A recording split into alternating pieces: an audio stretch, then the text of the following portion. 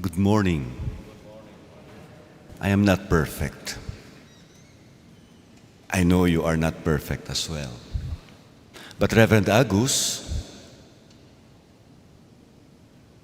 if you look at him now, maybe this is the last time we will see him in that garb. Maybe this is also his last liturgical, I suppose. This is his last liturgical action as a deacon, because he is on the way to perfection. So while I'm not perfect, you are not perfect, neither him. Tomorrow we will see a change, and that real change, in philosophy we call it ontological. So it's an ontological change. It's a change of his entire person. Forever will perfect him. Of course, he will not be perfect just by becoming ordained to the priesthood.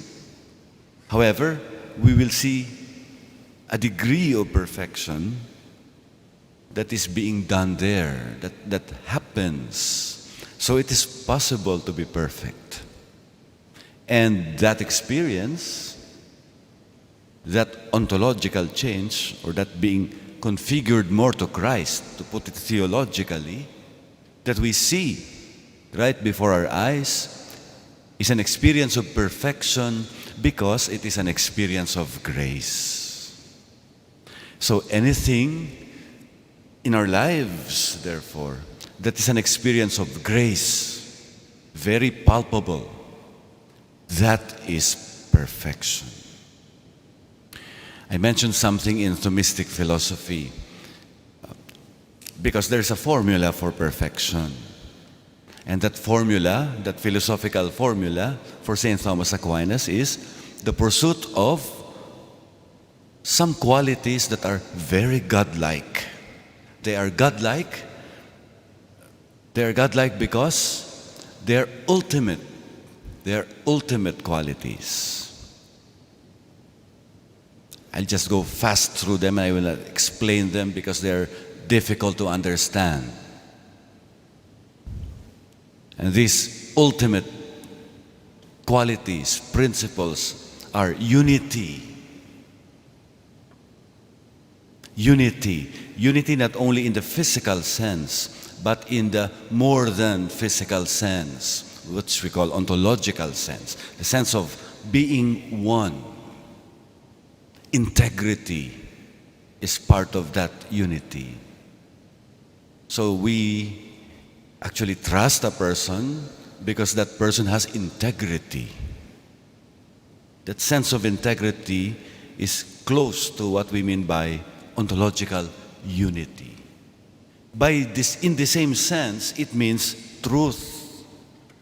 So unity, and the second one is truth, meaning there's an integrity between what I say and what I do.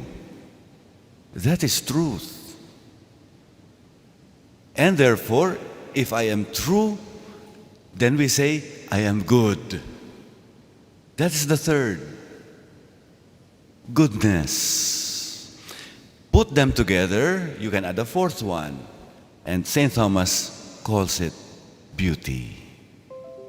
So a life of beauty, therefore, is one that has integrity, one that is experienced as goodness, one that is true, and therefore, it's a beautiful life. That's the first one. The second one would be a theological path.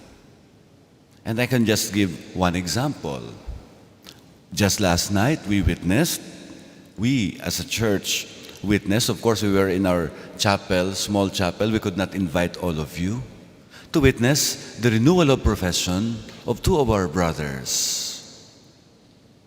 Brother Marco and Brother Weedy have just renewed their vows to live as Dominicans for the next year.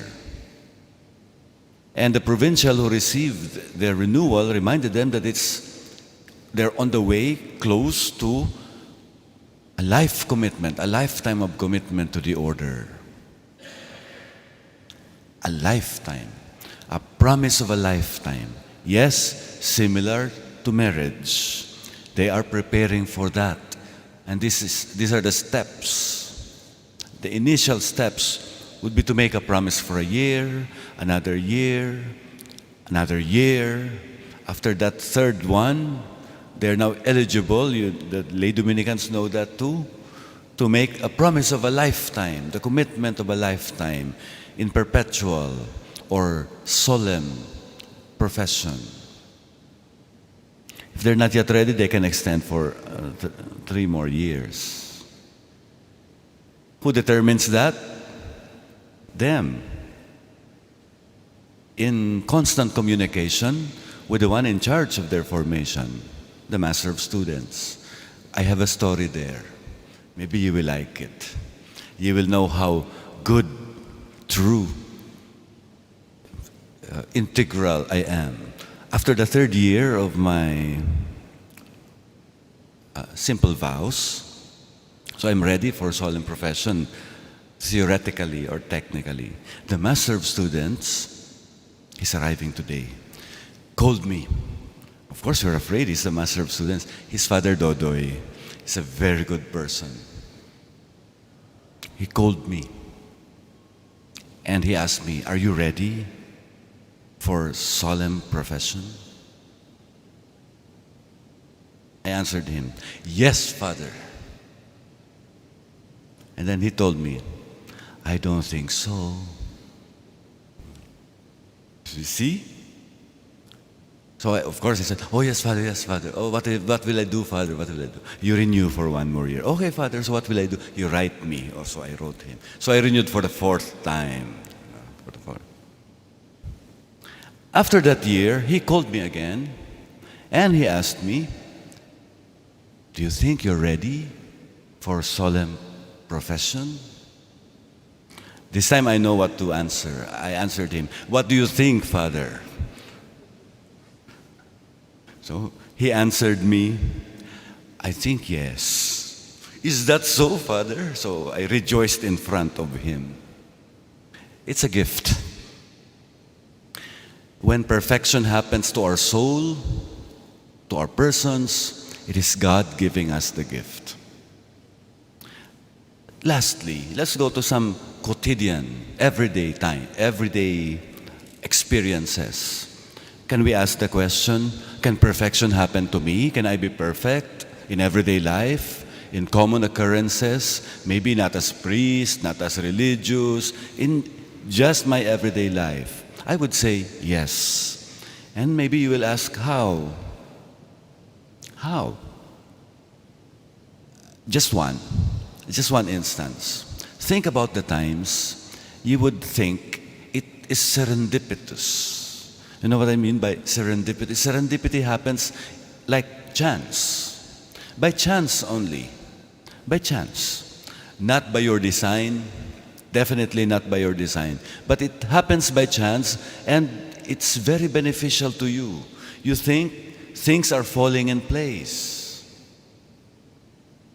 When I was writing my thesis very early on, my first graduate degree, it was difficult. I spent many sleepless nights, but the solutions, the formula, came through dreams. I would dream of them, and I would wake up dreaming.